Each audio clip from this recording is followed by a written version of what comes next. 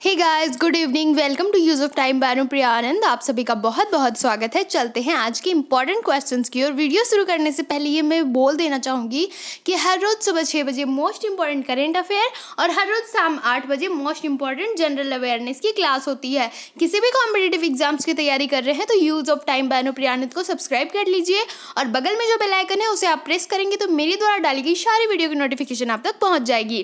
देखिए सवाल number 1, mount Everest नाम किसके नाम पर रखा गया है? ऑप्शन देखिएगा दोस्तों, 1 इंग्लैंड के सम्राट के नाम पर, ऑप्शन 2 शिखर पर चढ़ने वाले पहले पर्वतारोही के नाम पर, ऑप्शन 3 भारत के एक महासर्वेक्षक के नाम पर, या ऑप्शन 4 भारत के वायसराय के नाम पर। तो दोस्तों इसका सही आंसर होगा ऑप्शन नंबर 3। जी हाँ, भारत के एक महासर्वेक्षक के नाम पर, याद रखना है। अगले प्रश्न की ओर चलते हैं। नंबर 2, भारतीय संसद में कोई विधेयक प्रवर समिति को भेजा जा सकता है? ऑप्शन देखिएगा दोस्तों, 1 प्रथम वाचक के बाद, ऑप्शन 2 दूसरे वाचक के बाद, ऑप्शन 3 दूसरे वाचक के दौरान सामान्य चर्चा के बाद, ऑप्शन 4 अध्यक्ष के विवेक से किसी भी अवस्था में। तो दोस्तों इसका सही आंसर होगा ऑप्शन नंबर 4। जी हाँ, अध्यक्ष के विवेक से किसी भी अवस्था में, ऑप्शन नंबर 4 इसका सही आंसर है। अगले प्रश्न की ओर चलते हैं। नंबर 3 ध्यान से देखिए, निम्नलिखित में से विटामिन B12 प्रचुर मात्रा में किसमें पाया जाता है? ऑप्शन देखिएगा दोस्तों, 1 काजू, 2 दूध, 3 सेब, या 4 तरबूज। तो दोस्तों इसका सही आंसर होगा ऑप्शन नंबर 2। जी हाँ, दूध में विटामिन B12 प्रचुर मात्रा में पाया जाता है, याद रखना है, और दूध पीना है। देखिए सवाल नंबर 4, निम्नलिखित में से ऊर्जा का अनवीकरणीय स्रोत कौन सा है? ऑप्शन देखिएगा दोस्तों, 1 बायोगैस, ऑप्शन 3 ऑप्शन देखिए यहाँ पर ऑप्शन उल्टा पुल्टा हो गया, उलट पुलट गया है तो ध्यान रखना है। ओके, देखिए ऑप्शन नंबर 3 पवन, 2 सौर, 4 कोयला। तो दोस्तों इसका सही आंसर होगा ऑप्शन नंबर 4 कोयला। जी हाँ, ऑप्शन नंबर 4 इसका सही आंसर है। अगले प्रश्न की ओर चलते हैं। नंबर 5 ध्यान से देखिए, सौर ऊर्जा का रूपांतरण रासायनिक ऊर्जा में होता है। ऑप्शन देखिएगा दोस्तों, 1 वाष्पोत्सर्जन के दौरान, ऑप्शन 2 प्रकाश संश्लेषण के दौरान, ऑप्शन 3 विसरण के दौरान, या ऑप्शन 4 परासरण के दौरान। तो दोस्तों इसका सही आंसर होगा ऑप्शन नंबर 2। जी हाँ, प्रकाश संश्लेषण के दौरान। क्या है? तो सौर ऊर्जा का रूपांतरण रासायनिक ऊर्जा में होता है प्रकाश संश्लेषण के दौरान, याद रखना है। अगले प्रश्न की ओर चलते हैं। नंबर 6 ध्यान से देखिए, वायुसेना अकादमी स्थित है कहाँ? तो ऑप्शन देखिएगा, 1 हैदराबाद, 2 कोयम्बटूर, 3 काकीनाडा में, ऑप्शन 4 मुंबई में। तो दोस्तों इसका सही आंसर होगा ऑप्शन नंबर 1। जी हाँ, हैदराबाद में वायुसेना अकादमी स्थित है, याद रखना है। अगले प्रश्न की ओर चलते हैं। नंबर 7 ध्यान से देखिए, भारत में राजनीतिक शक्ति का स्रोत है क्या? ऑप्शन देखिएगा दोस्तों, 1 संविधान, 2 संसद, 3 संसद और राज्य विधानसभा है, ऑप्शन 4 हम लोग अर्थात जनता। या तो इसका सही आंसर क्या होगा दोस्तों? Option number 4। जी हाँ, जनता, हम लोग इसका सही आंसर है। भारत के राजनीतिक शक्ति का स्रोत है हम लोग, जनता है स्रोत इनका, याद रखना है। अगले प्रश्न की ओर चलते हैं। नंबर 18 ध्यान से देखिए दोस्तों, मैंने कोरोना से रिलेटेड डेली के करेंट अफेयर सारे वीडियो पिछले डाल रखे, तो आप अगर उसको देखना चाहते हैं तो ऊपर जो है आई बटन आप उस पर चेक कर सकते हैं और नीचे डिस्क्रिप्शन में लिंक है।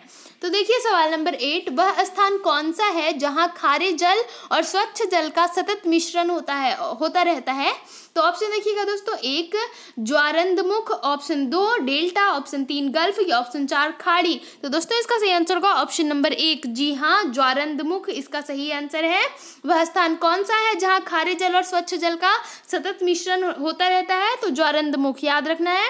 अगले प्रश्न की ओर चलते हैं। नंबर 9 ध्यान से देखिए, भूमंडलीय तापन का प्रमुख कारण क्या है? ऑप्शन देखिएगा दोस्तों, 1 जीवाश्मी ईंधनों का जलाना, ऑप्शन 2 बार बार ज्वालामुखियों का फटना, ऑप्शन 3 पेड़ों को काटना, ऑप्शन 4 पृथ्वी सूर्य के निकट होती जा रही है। तो दोस्तों इसका सही आंसर होगा ऑप्शन नंबर 3। जी हाँ, पेड़ों को काटना, ऑप्शन नंबर 3 इसका सही आंसर है, याद रखना है। अगले प्रश्न की ओर चलते हैं। नंबर 10 ध्यान से देखिए, छत्रक शैल विशिष्ट प्रकार की भू आकृतियां हैं जो क्या देती है? ऑप्शन देखिएगा दोस्तों, 1 नदी घाटियों में दिखाई देती है, ऑप्शन 2 पर्वत शिखरों पर दिखाई देती है, ऑप्शन 3 तटीय क्षेत्रों में दिखाई देती है, ऑप्शन 4 मरुस्थलों में दिखाई देती है। तो दोस्तों इसका सही आंसर होगा ऑप्शन नंबर 4। जी हाँ, मरुस्थलों में दिखाई देती है। छत्रक शैल विशिष्ट प्रकार की भू आकृतियां हैं जो मरुस्थलों में दिखाई देती है, याद रखना है। अगले प्रश्न की ओर चलते हैं। नंबर 11 ध्यान से देखिए, ऊंचाई बढ़ने से वायुमंडलीय दाब पर क्या प्रभाव पड़ता है? ऑप्शन देखिएगा दोस्तों, 1 वह स्थिर रहता है, ऑप्शन 2 वह घटता है, ऑप्शन 3 वह बढ़ता है, ऑप्शन 4 वह सतत घटता बढ़ता रहता है। तो दोस्तों इसका सही आंसर होगा ऑप्शन नंबर 2। जी हाँ, वह घटता है। ऊंचाई बढ़ने से वायुमंडलीय दाब पर क्या प्रभाव पड़ता है? तो वो घट जाता है, यही प्रभाव पड़ता है, याद रखना है। अगले प्रश्न की ओर चलते हैं, नंबर 12, ध्यान से देखिए। गैल्वेनाइज्ड लोहा बनाने के लिए लोहे पर किसका लेप किया जाता है? ऑप्शन देखिएगा, 1 जिंक का, 2 निकेल का, 3 क्रोमियम का या 4 सल्फर का। तो दोस्तों इसका सही आंसर होगा ऑप्शन नंबर 1। जी हाँ, गैल्वेनाइज्ड लोहा बनाने के लिए लोहे पर किसका लेप किया जाता है? तो जिंक का लेप किया जाता है, याद रखना है। अगले प्रश्न की ओर चलते हैं, नंबर 13, देखिए ध्यान से।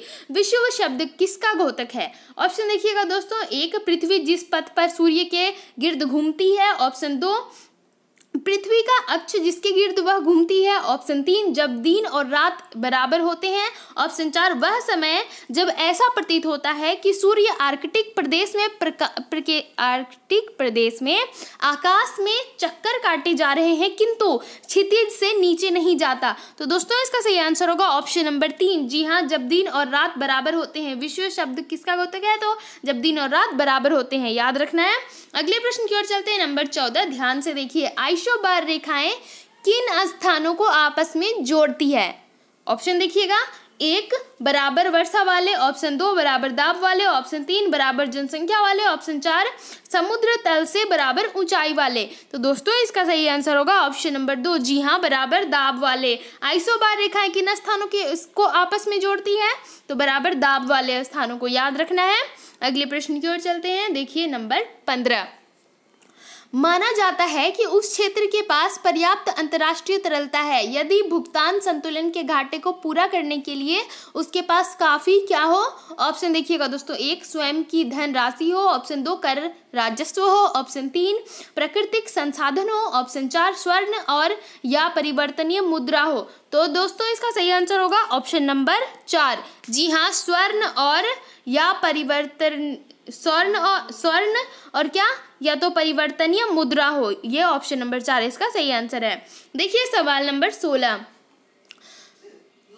संतुलन कीमत का अर्थ है क्या? ऑप्शन देखिएगा दोस्तों, 1 मांग और पूर्ति द्वारा निर्धारित कीमत, ऑप्शन 2 लागत और लाभ द्वारा निर्धारित कीमत, ऑप्शन 3 उत्पादन की लागत द्वारा निर्धारित कीमत, ऑप्शन 4 लाभ को अधिकतम करने के लिए निर्धारित कीमत। तो दोस्तों इसका सही आंसर होगा ऑप्शन नंबर 1। जी हाँ, मांग और पूर्ति द्वारा निर्धारित कीमत संतुलन कीमत का अर्थ है, याद रखना है।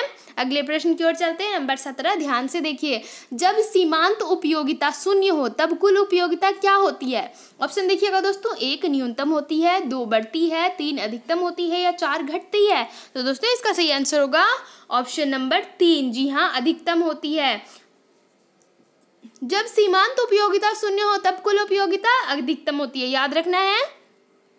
देखिए सवाल नंबर 18 क्वेश्चन नंबर, देखिए निम्नलिखित में से कौन सा कर राज्य सरकारों द्वारा वसूल और उपयोग किया जाता है? ऑप्शन देखिएगा दोस्तों, 1 निजी आयकर, ऑप्शन 2 निगम कर, 3 भू राजस्व या 4 सीमा शुल्क। तो दोस्तों इसका सही आंसर होगा ऑप्शन नंबर 3। जी हाँ, भू राजस्व। कहा गया कि वह कौन सा कर राज्य सरकारों द्वारा वसूल और उपयोग किया जाता है? तो भू राजस्व कर, याद रखना है। अगले प्रश्न की ओर चलते हैं। दोस्तों पहली बार विजिट कर रहे हो यूज ऑफ टाइम बायरों प्रियानंद में तो सब्सक्राइब कर लीजिएगा और बगल में जो बेल आइकन है प्रेस कर लीजिएगा। मेरे द्वारा डाली गई सारी वीडियो की नोटिफिकेशन आप तक पहुंच जाएगी। सूर्य की ऊष्मा पृथ्वी पर कैसे पहुंचती है? ऑप्शन देखिएगा दोस्तों, 1 परावर्तन द्वारा, ऑप्शन 2 चालन द्वारा, ऑप्शन 3 विकिरण द्वारा, ऑप्शन 4 संवहन द्वारा। तो दोस्तों इसका सही आंसर क्या होगा? इसका सही आंसर होगा ऑप्शन नंबर 3। जी हाँ, इसका सही आंसर है विकिरण द्वारा, याद रखना है। सूर्य की ऊष्मा पृथ्वी पर कैसे पहुंचती है? तो विकिरण द्वारा पहुंचती है, याद रखना है। देखिए सवाल नंबर 20, साहा परमाणु भौतिकी संस्थान कहाँ स्थित है? ऑप्शन देखिएगा दोस्तों, 1 मुंबई में, 2 कोलकाता में, 3 चेन्नई में या 4 नई दिल्ली में। तो दोस्तों इसका सही आंसर होगा ऑप्शन नंबर 2। जी हाँ, कोलकाता में। साहा परमाणु भौतिकी संस्थान कोलकाता में स्थित है, याद रखना है। देखिए सवाल नंबर 21 खरीफ की फसल बोई जाती है। ऑप्शन देखिएगा दोस्तों, 1 दक्षिणी पश्चिमी मानसून के प्रारंभ होने पर, ऑप्शन 2 दक्षिणी पश्चिमी मानसून के अंत होने में, ऑप्शन 3 उत्तरी पूर्वी मानसून के प्रारंभ होने पर, या ऑप्शन 4 उत्तरी पूर्वी मानसून के अंत होने पर। तो दोस्तों इसका सही आंसर होगा ऑप्शन नंबर 1। जी हाँ, दक्षिणी पश्चिमी मानसून के प्रारंभ होने पर खरीफ फसल बोई जाती है, याद रखना है। अगले प्रश्न की ओर चलते हैं, नंबर 22, ध्यान से देखिए। निम्नलिखित में से किस मामले में गतिज ऊर्जा का प्रयोग काम करने के लिए किया जा रहा है? ऑप्शन देखिएगा दोस्तों, 1 कुछ दूरी तय करने के लिए साइकिल को पैडल चलाना, ऑप्शन 2 कुछ दूरी तय करने के लिए कार चलाना, ऑप्शन 3 पवन चक्की द्वारा गेहूं के दाने पीसना, ऑप्शन 4 झील में नौका चलाना। तो दोस्तों इसका सही आंसर होगा ऑप्शन नंबर 3। जी हाँ, पवन चक्की द्वारा गेहूं के दाने पीसना, ऑप्शन नंबर 3 इसका सही आंसर है, याद रखना है। देखिए सवाल नंबर 23 सबसे पहले भारतीय नोबेल पुरस्कार विजेता थे कौन? ऑप्शन देखिएगा दोस्तों, 1 sir CV. Raman, option 2 mother Teresa, option 3 S Chandrashekhar, option 4 Rabindranath Tagore. तो दोस्तों इसका सही आंसर होगा ऑप्शन नंबर 4। जी हाँ, रविंद्रनाथ टैगोर सबसे पहले भारतीय नोबेल पुरस्कार विजेता थे। कौन? तो रविंद्रनाथ टैगोर, याद रखना है। अगले प्रश्न की ओर चलते हैं, नंबर 24 नंबर, ध्यान से देखिए। क्वेश्चन नंबर 24, झूलता मीनार कहाँ स्थित है? इनमें से किस जगह झूलता मीनार स्थित है? तो ऑप्शन देखिएगा दोस्तों, Golconda, option 2 Lucknow, option 3 Allahabad, option 4 Ahmedabad. तो दोस्तों इसका सही आंसर होगा ऑप्शन नंबर 4। जी हाँ, झूलता मीनार कहाँ स्थित है? तो अहमदाबाद में, याद रखना है। अगले प्रश्न की ओर चलते हैं, नंबर 25, ध्यान से देखिए। दोस्तों वीडियो अच्छा लग रहा हो, इन्फॉर्मेटिव रियल में लग रहा हो तो प्लीज़ लाइक ज़रूर कर दीजिएगा और कमेंट भी ज़रूर कीजिएगा। कमेंट करेंगे तो मुझे पता चलेगा कि आप लोग मुझसे कितने अटैच हो रहे हैं और कितना अच्छा लग रहा है आपको वीडियो देखना और पढ़ना। एक बार पूरे कार्यकाल के लिए चुने जाने पर कोई न्यायाधीश अंतर्राष्ट्रीय न्यायालय में कितनी अवधि तक काम करता है? तो ऑप्शन देखिएगा दोस्तों, 1 5 वर्ष, ऑप्शन देखिए यहाँ पर भी मतलब ऑप्शन नंबर उलट पुलट हो गया है। तो देखिए इसका ऑप्शन नंबर 2 है 6 वर्ष, ऑप्शन 3 9 वर्ष, ऑप्शन 4 10 वर्ष। तो दोस्तों इसका सही आंसर होगा ऑप्शन नंबर 3। जी हाँ, 9 वर्ष। यहाँ है ना ऑप्शन नंबर 3, तो 9 वर्ष। एक बार पूरे कार्यकाल के लिए चुने जाने पर कोई न्यायाधीश अंतर्राष्ट्रीय न्यायालय में कितनी अवधि तक काम करता है? तो 9 वर्ष तक, याद रखना है। अगले प्रश्न की ओर चलते हैं, नंबर 26, ग्रीष्म वर्षा ऋतु के मौसम के बाद उगाई जाने वाली फसलें क्या कहलाती है? ऑप्शन देखिएगा दोस्तों, 1 खरीफ, 2 रबी, 3 वार्षिक आधुनिक, ऑप्शन 4 मौसमी। तो दोस्तों इसका सही आंसर होगा ऑप्शन नंबर 2। जी हाँ, रबी, याद रखना है। कौन सी फसलें कहलाती है? तो रबी फसल कहलाती है। ग्रीष्म वर्षा ऋतु के मौसम के बाद उगाई जाने वाली फसलें क्या कहलाती है? रबी फसल, याद रखना है। अगले प्रश्न की ओर चलते हैं, नंबर 27, ध्यान से देखिए। भारत का सबसे पहला तट आधारित एकीकृत इस्पात संयंत्र कहाँ स्थित है? ऑप्शन देखिएगा दोस्तों, 1 सेलम, 2 हल्दिया, ऑप्शन 3 मैंगलोर, ऑप्शन 4 विशाखापट्टनम। तो दोस्तों इसका सही आंसर होगा ऑप्शन नंबर 3। जी हाँ, मैंगलोर, याद रखना है। अगले प्रश्न की ओर चलते हैं, नंबर 28, ध्यान से देखिए। संसार का सबसे गहरा महासागर कौन सा है? ऑप्शन देखिएगा, 1 अटलांटिक महासागर, 2 आर्कटिक महासागर, 3 हिंद महासागर, या 4 प्रशांत महासागर। तो दोस्तों इसका सही आंसर होगा ऑप्शन नंबर 4। जी हाँ, प्रशांत महासागर संसार का सबसे गहरा महासागर है। कौन? प्रशांत महासागर, याद रखना है। अगले प्रश्न की ओर चलते हैं, नंबर 29 क्वेश्चन नंबर, तंबाकू की खेती के लिए मृदा में कौन सा तत्व अधिक होना चाहिए? ऑप्शन देखिएगा दोस्तों, 1 चूनेदार द्रव्य, ऑप्शन 2 नाइट्रोजन, ऑप्शन 3 ऑर्गेनिक द्रव्य, ऑप्शन 4 पोटास। तो दोस्तों इसका सही आंसर होगा ऑप्शन नंबर 4। जी हाँ, पोटास इसका सही आंसर है। अगले प्रश्न की ओर चलते हैं, नंबर 30, विषुवतीय क्षेत्र के किस भाग में रबर के सुविकसित बागान पाए जाते हैं?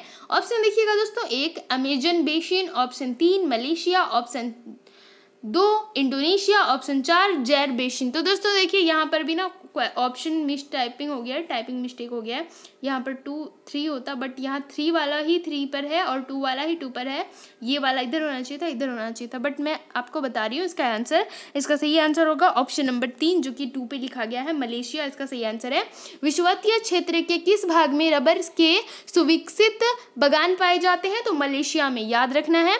ये हमारा अंतिम प्रश्न था। अगर आपने अभी तक सब्सक्राइब नहीं किया तो जाकर सब्सक्राइब कर दीजिए और लाइक ज़रूर कीजिएगा, अपने दोस्तों के साथ शेयर भी कर दीजिए, इंस्टाग्राम, फेसबुक, व्हाट्सअप, जितने ग्रुप हैं, जितने कॉन्टैक्ट हैं सबको।